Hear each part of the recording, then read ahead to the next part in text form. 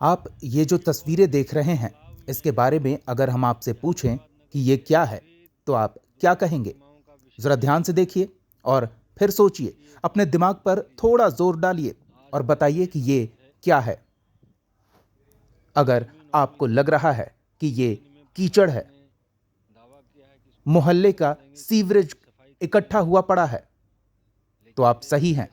लेकिन आपको ये जानना भी ज़रूरी है कि यही वो स्थल है, यही वो जलकुंड है जिसे प्रशासन ने चुना है माता की प्रतिमाओं के विसर्जन के लिए। जी हाँ, सही सुना आपने। यही मोहल्ले का गंदा पानी जिस गड्ढे में इकट्ठा हुआ है, इसे तैयार किया जा रहा है माता की प्रतिमाओं के विसर्जन के लिए। और प्रशासन की इस कवायद से स्थानीय लोगों में काफी नाराजगी देखने को मिल रही है। हालांकि ये कोई पहला अवसर नहीं है। इससे पहले भी प्रशासन ने विभिन्न त्योहारों पर इसी कुंड को प्रतिमा के विसर्जन के लिए निर्धारित किया था। कोरोना संक्रमण काल के दौरान जब प्रशासन नियमों का डंटा चला रही थी, तब मजबूरी में लोग कुछ कह भी नहीं पा रहे थे। कहने वालों पर कार्रवाई भी हो रही थी।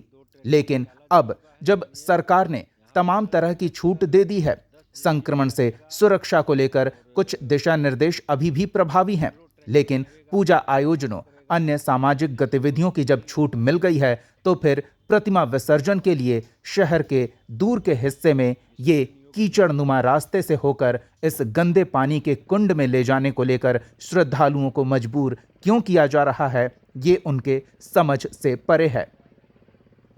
इस बात की जानकारी जब आम लोगों को हुई कि प्रशासन की ओर से प्रतिमा विसर्जन के लिए जलकुंड का निर्धारित चयन जो पहले था वही बरकरार रखा गया है, जगह में कोई बदलाव नहीं किया गया है, साफ सुथरे जलकुंड का प्रबंध नहीं किया गया है, तो लोगों में नाराजगी देखने को मिली। आपको सुनाते हैं लोगों की प्रतिक्रिया। लेकिन हमारा घर बगल में प्राचीन देवी मंदिर है, वहीं पे है। और मैं यहाँ बचपन से देखा हूँ। यहाँ करीब करीब 50,000 गैलन पानी प्रतिदिन पूरे ऊटा स्टेशन, माधवनगर और ये बगल में जो अपना बीएसएनएल ऑफिस है उसके बगल का जितना ड्रेनेज का पानी होता है वो सारा यहीं आके डंप होता है। तो जिला प्रशासन एक ये लगा करके, एक छोटा सा फिल्टर लगा करके और पानी ऊपर से देना और उसमें नया पानी डालने का ये जो है, ये हमारे समझ से बाहर है। क्योंकि आप जैसे ही वीडियो में देख सकते हैं तो इसके दाहिने ओर और इसके बाएं ओर पूरा पानी का पूरा बहुत बड़ा जो हमें बचपन से याद है वहाँ डंप होते आया है। और ये पूरा, ये ऐसा नहीं कि एक दिन में डंप हो गया है, बरसों से है ये। लेकिन जिला प्रशासन के लोग या फिर जितने भी अपने वरीय पदाधिकारी होते हैं वो 3 साल के लिए उनकी कार्यकाल होता है किसी भी जिले का, तो वो इस जिले के महत्व को समझ नहीं पा रहे या फिर इस लोगों के आस्था को समझ नहीं पा रहे हैं। मेरा जिला प्रशासन से निवेदन है कि इसका अपने से यहाँ के वरीय पदाधिकारी आकर के इसका निरीक्षण कर लें और इसके आसपास के क्षेत्र का भी निरीक्षण कर लें। क्या इसमें हमारी आस्था जिसमें है, जो पूरे समाज की आस्था है, जो माता का प्रतिमा है, उसमें विसर्जित कैसे हो सकता है? इस पर जिला प्रशासन को एक बार फिर से विचार करने के लिए हम लोग निवेदन करेंगे। यहाँ मूर्ति विसर्जन के लिए सबसे बड़ी आपत्ति है कि प्रशासन ने इस स्थान को चुना ही क्यों। ये सीधे सीधे हमारी और हिंदू समाज की आस्थाओं के साथ खिलवाड़ है। क्योंकि संप्रदाय विशेष के कोई भी पर्व त्यौहार में उनकी एक एक चीज़ों का काफ़ी ख्याल रखा जाता है। और ये जो गड्ढा है, जिसे तथाकथित तालाब कहा जा रहा है, तो इस गड्ढे में पूरे इस एरिया का नाली का पानी मल मूत्र सहित इसमें जमा होता है और इसके आसपास में भी जमा है। और इसमें कीचड़ बहुत ज़्यादा है जो वर्षों से जमा है, दुर्गंध युक्त है। तो इसमें आदमी पैर तक नहीं डाल सकता है। स्नान करने की बात तो आदमी का छोड़ दीजिए।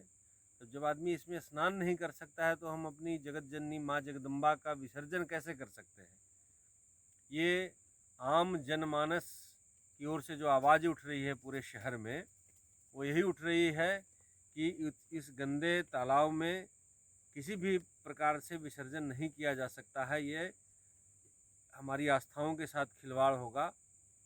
और सभी पूजा समिति रोज निरीक्षण करने रात में आती है और हम लोग जो देख रहे हैं बहुत ही कम सीमित संसाधन में इसको जैसे तैसे एक रूप दिया जा रहा है कि इस गड्ढे में विसर्जन कर दिया जाए, जबकि 130 मूर्ति विसर्जित होना है लगभग, जिसमें 23 बड़ी प्रतिमाएं और बाकी के जो है सामान्य प्रतिमाएं रहेंगी। तो इसके लिए ना सीढ़ी बना हुआ है, ना उतरने का, क्योंकि परिक्रमा करके विसर्जन करते हैं। ऐसे ही फेंक देंगे मूर्ति को, ऐसा तो संभव नहीं है। लोग उतरेंगे तालाब में, परिक्रमा करेंगे, फिर विसर्जन करेंगे। तो पहले तो उतर ही नहीं सकते हैं। हम लोग देख रहे हैं जो स्थिति कि नाली का पानी रिस कर इसमें आ रहा है। पानी प्रशासन द्वारा कहा गया कि इसमें से निकाले हैं, लेकिन पूरी तरह नहीं निकाला गया है और कीचड़ भी इसमें अभी है। और उसके बाद रिस कर पानी आसपास का इसमें जमा होता है रात में, क्योंकि कहाँ पूरे एरिया का पानी तो निकाला नहीं जा सकता, असंभव है। इसलिए हम लोग पुनः कल भी आएंगे और परसों फाइनली सभी पूजा समिति के लोग आकर के इसका निरीक्षण करेंगे और देखेंगे। उसके बाद हम लोग निर्णय लेंगे। लोगों की मांग है कि प्रशासन श्रद्धालुओं की भावनाओं को उचित सम्मान दे और प्रतिमा विसर्जन के लिए सही स्थान जो स्वच्छ हो और इस तरह के कचड़े नुमा जगह से न होकर जाता हो, वैसा कोई स्थान उपलब्ध कराए। प्रशासन की मौजूदा भूमिका को लेकर लोगों में खासी नाराजगी देखने को मिल रही है।